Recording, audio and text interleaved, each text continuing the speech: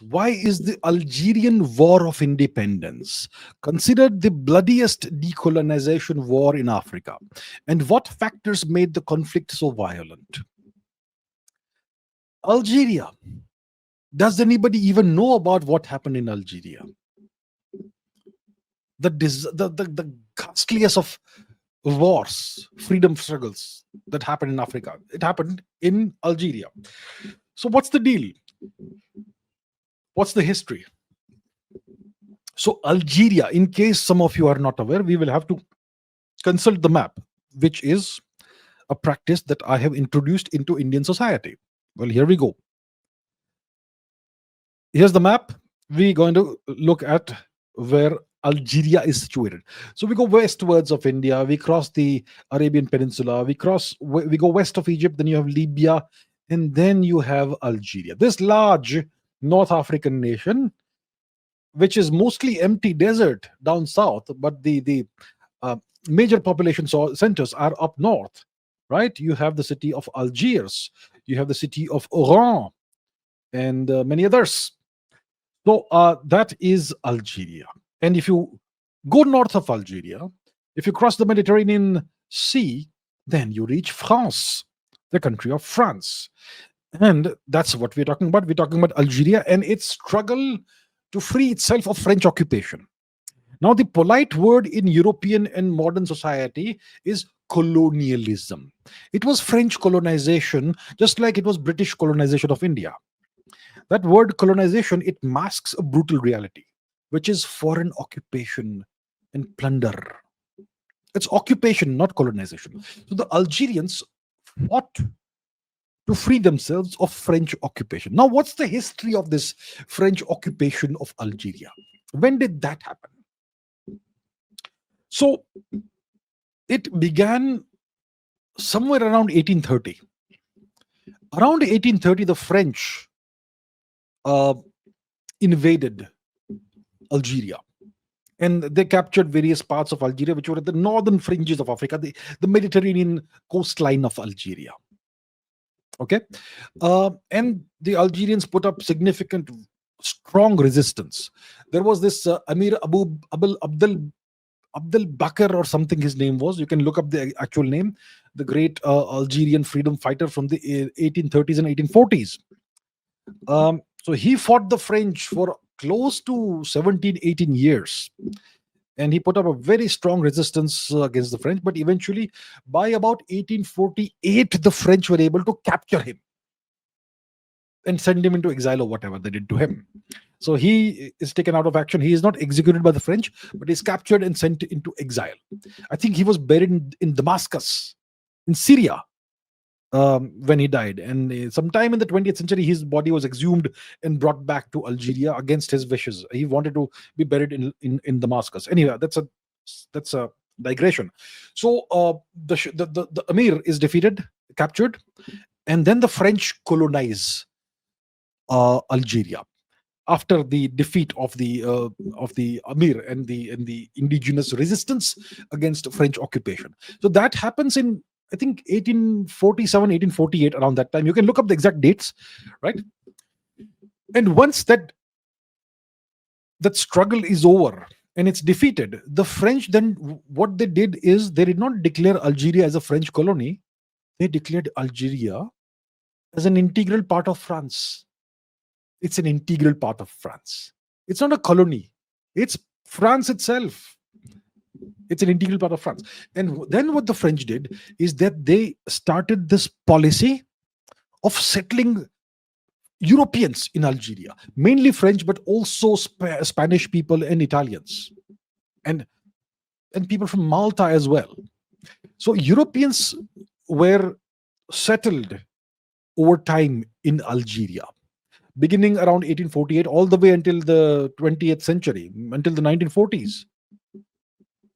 And these Europeans were called pieds noirs, Blackfeet or whatever in French. So over time, the European population of Algeria became about 10 to 15% of the Algerian population. And they became almost like the majority population in some cities like Algiers, like Oran. In Oran, it was like more than 50% was European. In Algiers, it was about 30-35%. In other cities, it was like that in the northern coast line of Africa. So close to a million, roughly a million Europeans were settled in Algeria, about which formed about 10 to 15% of Algeria's population. And the Algerians were systematically repressed. There was this war that was conducted against them. They were relegated to second class status in their own country.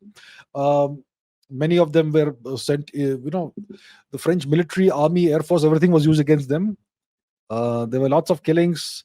By about 1900, almost a million Algerians may have died.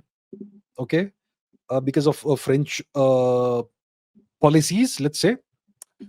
Um, so there was a deal. Now, fast forward to 1945. The Second World War is over. It has just ended. And many Algerians had fought for France. Does this remind you of something?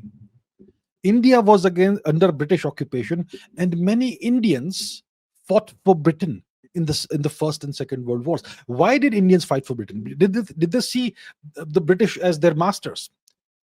Did they see themselves as owing some loyalty to the British? No, it was a job. There was no job available in India. So lots of people became soldiers and they fought just to provide for the families. Similarly, many Algerians fought for the French. So the French, they created this two-tier system in Algeria, similar to the South African apartheid system. The French and the Europeans were the first class citizens, and the Algerians, the natives, were second class citizens who did not have many of the rights and privileges that the Europeans had. And some Algerians who had become francophones, who had assimilated into French culture, and who had become you could say servants of the French government, they were given more rights. A small minority of people.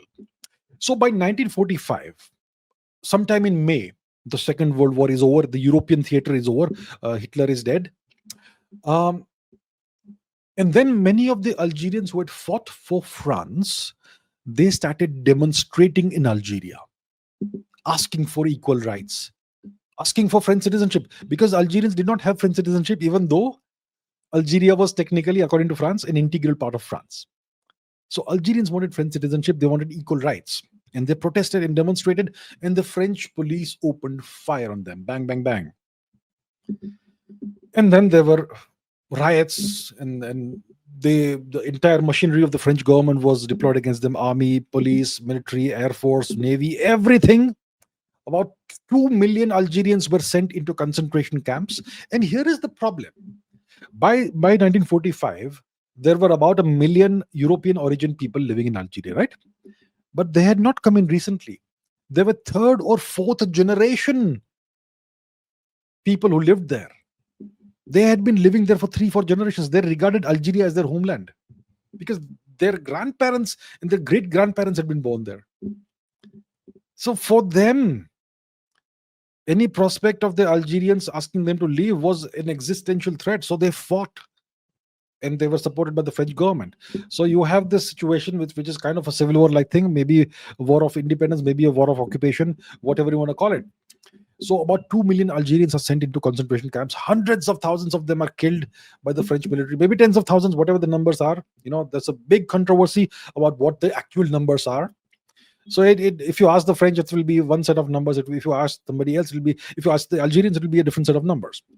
So the war, the proper war of independence, starts about 1956, when Charles de Gaulle was the leader of France, and it went on all the way until 1962. And it was brutal. The Algerian freedom fighters even killed Algerians who were suspected of being either neutral or being collaborators with the French.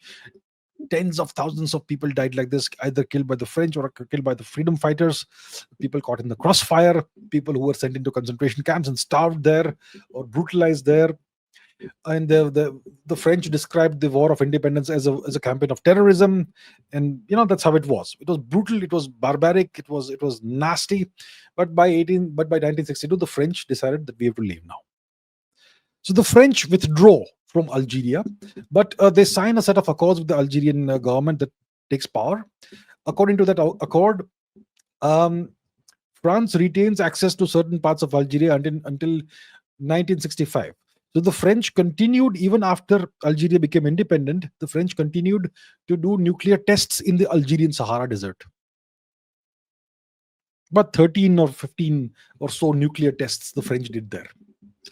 And after the French left, there was a large number of people who had fought for France, who had served in the French military or government or whatever, who had worked for France.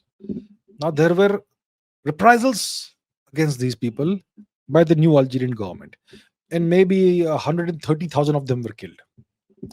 So that was it. If you look at the cumulative death toll, if you look at the figures that Algeria gives us, according to those figures, more than 5 million Algerians died between 1830 and 1960 to 1965. More than 5 million Algerians. They're considered to be martyrs, obviously. And tens of thousands of Europeans and French also died. So it was brutal. There's no war of independence in Africa that has been this brutal, right? It was obviously less brutal than the 1857 Indian War of Independence, in which way more Indians died, but that's a whole different story. So you can't compare the two. But yeah, so that's why the Algerian War of Independence is called the bloodiest decolonization war in Africa. And these are the factors that made the conflict so violent.